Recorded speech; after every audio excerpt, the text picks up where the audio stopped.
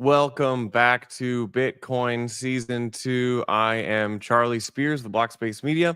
Bitcoin Season 2 is about new topics and new voices on the oldest blockchain, Bitcoin. This is the Monday live stream. It's more metrics heavy and more kind of like contemporary updates, what happened in the past week. We have videos on demand going out every Wednesday. This next Wednesday, I have Jameson Lopp. Yes, that Jameson Lopp being interviewed and talking about Bitcoin ossification. And on Fridays, we typically have Bitcoin Writers Room. That's where me and Colin over at Blockspace, we shoot the shit on whatever topics are relevant. Sometimes we bring in an extra guest. But today, I'll hit the metrics. Runes are down and ordinals are up this past week in a great, fun inversion of the narrative over the past few months. But I'm going to spend a little bit of time talking this episode about something a little more technical. That is, if you've been wanting an OpCat upgrade, if you've been wanting like other soft forks, and you're wondering why haven't they happened yet? Well, a lot of people have also wondered that. And some super smart, sneaky developers have figured out workarounds to emulate these things. I will explain more about how that works right after our sponsor. Bitcoin Season 2 is brought to you by Botanix. Botanix Labs is pioneering a new direction for DeFi with the first EVM L2 running on Bitcoin that's built to be forward secure, decentralized, and share gas fees generated by the network with users. See the future of DeFi at Botanix, botanixlabs.xyz. That's right, there are some sneaky workarounds to accomplish OpCat and other types of covenants that don't even need a soft fork. I'll explain what those are, but there's actually 3 defined schemes, maybe more, depending on how you count them. But before I get into that, I want to get into the metrics. Let's kick it off with a little review of the mempool. Right now, fee rates are sitting at between 7 and 9 sats for VByte. That's been about where they have been this past week.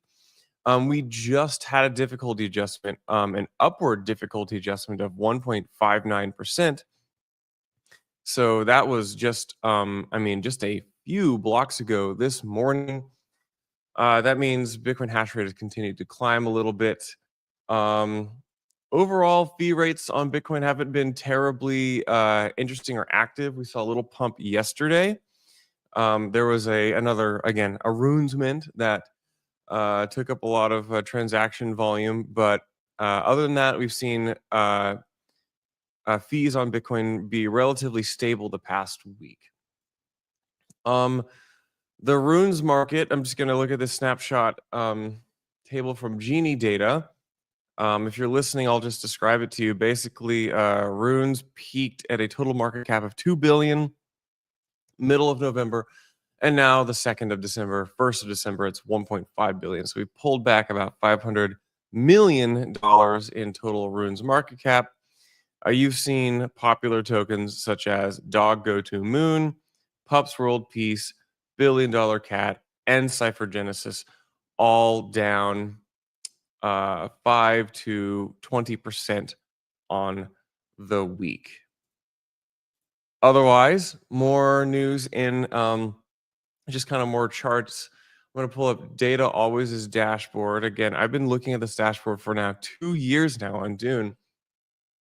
72.2 million inscriptions, of which 80% of those plus are BRC20s. We are at $250 million in total fees due to inscriptions. That's $275 million in total fees. And if you look, this chart on the right here, this shows total cumulative inscriptions. Since the halving, we saw inscriptions on Bitcoin really fall off a cliff. We saw them go from about 200,000 per day, basically 100,000 per week on average, or per day, if you smooth out to a week on average, to like 10,000 per day after runes. But since in the past 2 weeks, runes have kicked off, we've seen BRC20s also catch a little more life. And because of that, in the past week and a half, we have seen the number of inscriptions go parabolic on Bitcoin. We are looking at On one day last week, we saw over 300,000 inscriptions in a single day, and that was actually on Thanksgiving of this past week. So not a surprise there. The Chinese don't celebrate Thanksgiving. We all the Americans are at home eating turkey, and so the Chinese decided to push some BRC20s into the stratosphere. In other news, here's the 7-day look on Magic Eden. Of the top 25 ordinals collections, 75% plus are up significantly from 10% to 25%. Puppets are up 16% of the week. Node Mugs up 26%. OMB 7%. Quantum Cats 23%. Airhead released. It was a pricier mint, mixed responses. Bitcoin Frogs, Pizza Ninjas, all those up. Bitmap down 20%. Anyway, enough about that. Let's get into what the heck this sneaky covenant workaround thing is. So if you're not familiar with covenants, you can go to you can search what they are on ChatGPT. You can look at there's other podcast episodes I've done on this before, but covenants basically restrict future ways that Bitcoin can be spent. You might call some of these types of covenants smart contracts. Again, it's a semantics issue, but basically covenants really they can improve privacy, scaling. They allow you to do what's called UTXO sharing. They improve lightning. And right now, when we're talking about different upgrades to Bitcoin, most of what we're talking about are things that we can do with covenants. But since we cannot do covenants on Bitcoin today, people have found workarounds to basically emulate covenants, because when there's a will, there's a way, and sometimes this will may cost a lot of money. So let's go back to May 29th of 2024, this past year, when Jeremy Rubin published this paper, FE'd up covenants, using functional encryption to emulate a covenant. So that means you are not creating a covenant necessarily on Bitcoin, but you are basically creating workarounds to emulate what a covenant would do.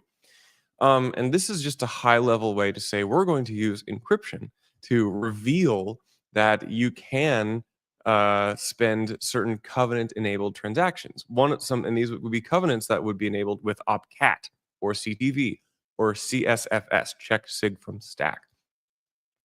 And then we saw Misha from Allokinit. I did an interview with Misha 3 or 4 weeks ago on Bitcoin Season 2. I recommend you go and read and watch that or listen to that episode on his idea called Bitcoin Pipes, which is very similar to Jeremy Rubin's Bitcoin functional encryption enabled covenants. So Bitcoin Pipes basically says we are going to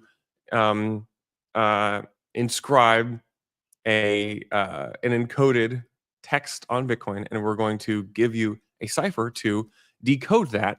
And depending on how you decode it, it will reveal ways of being able to produce transactions. And the only transactions it will produce will be ones that could be enabled by a covenant.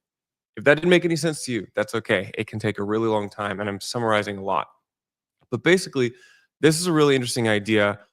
We had Misha talk at our conference Op Next in Boston earlier this fall, give a workshop on how Bitcoin Pipes works. I recommend you go listen to this, blockspace.media, and click on Op Next conference. So anyway, Bitcoin Pipes. This is he's going to release a demo soon on how this can be implemented on chain. But basically, it's like, okay, if you want to like spend if you want to like inefficiently create covenants on Bitcoin, you can do it today using these pipes. Pipe stands for polynomial inner product encryption scheme, but you don't need to remember that. Pipes is a much more catchy term. And then this past week, we saw Jeremy Rubin release what he calls a very deranged scheme to emulate covenants. Um, I would point to uh, I would point you to this tweet that he made last week called "Uneffied Covenants," um, charting a new path to emulated covenants via BitVM integrity checks, and he published a paper on this, which I'll share. Um,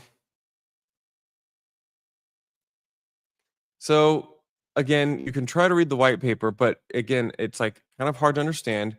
But it uses some of your favorite buzzwords. It uses covenants and it uses BitVM. But basically, you have an oracle. So if you're familiar, an oracle watches what's on chain and watches what's happening out in the real world and acts as a way to communicate between the two. So you trust that the oracle is telling the truth. So basically, you have an oracle which watches um, things happening on chain, and it will only give you transactions that are able to be emulated from a covenant. And if the oracle lies or is wrong, then we use the BitVM mechanism to punish that oracle. So that oracle requires that it be bonded, that you have to kind of put up some money as like collateral, and we use BitVM to slash or punish that oracle if it misbehaves, if it violates the covenant structure. Um, so the funny thing, like this is we are getting into like increasingly goofy ways of emulating covenants without a soft fork. So even if we don't get a soft fork, people are eventually going to be doing these things on Bitcoin regardless. This does kind of force the hand of critics who say we can't let those happen, because the reality is that they're going to happen regardless. The last option, the last like sneaky workaround, as I call it, is this thing called Collider script, covenants on Bitcoin via 160-bit hash collisions. Now, this may sound very, very indecipherable for you, but the short version is we use computers to generate a bunch of numbers, and if some of those numbers accidentally are the same or they collide, then that can produce a couple outcomes. And if you basically use all these computers to produce all these numbers to use Bitcoin script to against itself, you might say, to basically emulate covenants such as you could produce with OpCat. If you're still with me, basically you just run a bunch of computers, kind of like Bitcoin mining, and you are able to come up with enough matching numbers to use those to bounce script off each other. So you can emulate OpCat covenants on Bitcoin with this. Shout out to Ethan Heilman, Andrew Polstra, and a couple people from Starkware, Victor and Avihu. Um, this is really, really interesting because this would be the first like team-based paper. The other two ideas were independent developers, Jeremy Rubin and Misha Komarov, who put those together. And these would be research which represents a broad swath. This Kaleidoscope research would represent a broad like cohort of Starkware independent developers like Ethan and Blockstream.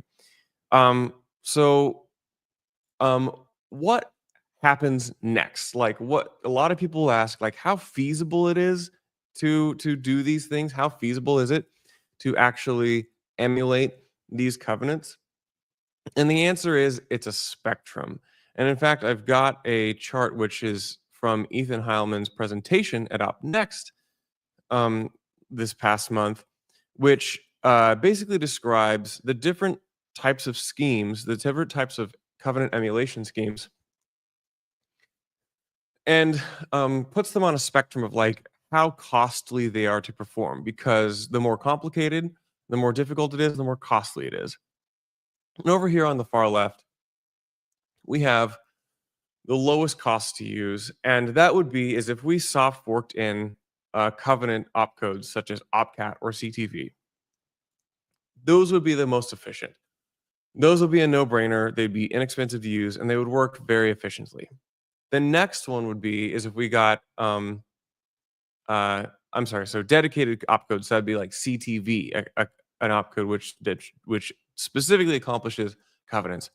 Then we have cat covenants, which are going to be a little more inefficient because Opcat is kind of a jack of all trades and a master of none. So it can accomplish all the same things, but just not as efficiently. So those are going to be a little more expensive. Then we get into the functional encryption covenants. Those would be as the Jeremy Rubin functional encryption and the Misha Komarov Bitcoin pipes covenants, where you have to post some data and you have to do a bit of like back and forth ciphertext decoding of that data on Bitcoin. Then you have CAT ZKP, that is ZK proofs on Bitcoin. If you were to use OpCat to produce a zero knowledge proof to produce a covenant. Ethan Heilman estimates that this might be about $1,000 per covenant. And then you have the most expensive version, but it is KalliderScript. Again, the last covenant that I reviewed. KalliderScript, where you use computers to produce, you spend compute to produce numbers, and those numbers, eventually some of them will work within a covenant that you want to work with. That could be millions of dollars.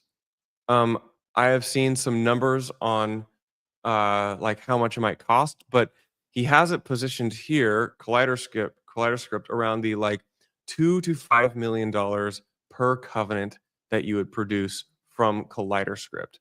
That is hash collisions. So the funny thing is, like, while this might seem incredibly expensive, because you're like, what do you mean? I'd spend $2 million on a Bitcoin transaction? Well, it may not be that straightforward. You maybe spend $2 million to set up the right Bitcoin transaction. But if you look at the scale of like how much a company, say like Starkware, spends on Ethereum for their Starknet layer 2, they spend $20-30 million a month from Starknet to Ethereum to basically secure that blockchain. And if Starkware wanted to build something similar like Starknet, which relied upon a covenant on Bitcoin's base layer, all of a sudden spending $2 or $3 million a month seems like a fraction of what it would be of what they're currently spending on a less desirable blockchain like Ethereum. So this presents a really interesting development in the soft fork discussion. I don't think this has really been discussed outside the technical community. And maybe if you're listening to this, you're not in the technical community and you might be bewildered by it. Or maybe it's just the technical people who made it this far and they're really angry at me because I've been too reductionist or I've said some things that are kind of incorrect about how these work. But the important thing is, the real big takeaway is 12 months ago, it was just a single like side blog post that someone had written back in the day that says, well, maybe we could emulate covenants, probably. And now we have 3 different schemes, 3 different ways that we can do this. And I don't know if we've actually seen them implemented in the wild, but I think it's just a matter of time until we do. So I will be covering this. I don't see other people in the Bitcoin technical space covering this. And I think this applies to you if you're listening and you want OpCat. The answer is we've kind of already got OpCat, but we don't have the best kind of OpCat. So that is, again, I'm editorializing this a bit because I think this is one of the more interesting developments in the Bitcoin technical discourse over the past year. And I think everyone should be paying attention. So I'm gonna, the last bit of news that I'll move on to before I wrap this up is that we have a big week this week. We have Inscribing Miami 2024 in Miami at Art Basel during Miami Art Basel Week. This is Inscribing Miami 2024 put on by the Inscribing Atlantis team.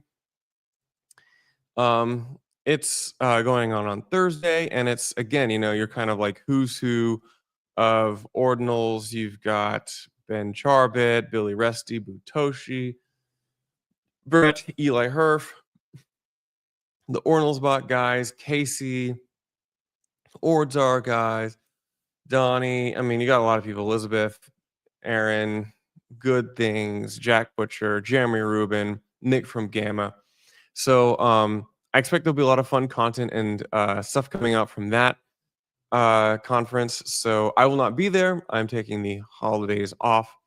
But otherwise, thank you so much for tuning into Bitcoin Season 2. Make sure to like and subscribe. If you're watching this on YouTube, subscribe, hit that notification icon. If you're listening to this on Spotify or Apple Podcasts, leave us a review. I really appreciate that. Otherwise, thanks and see you around.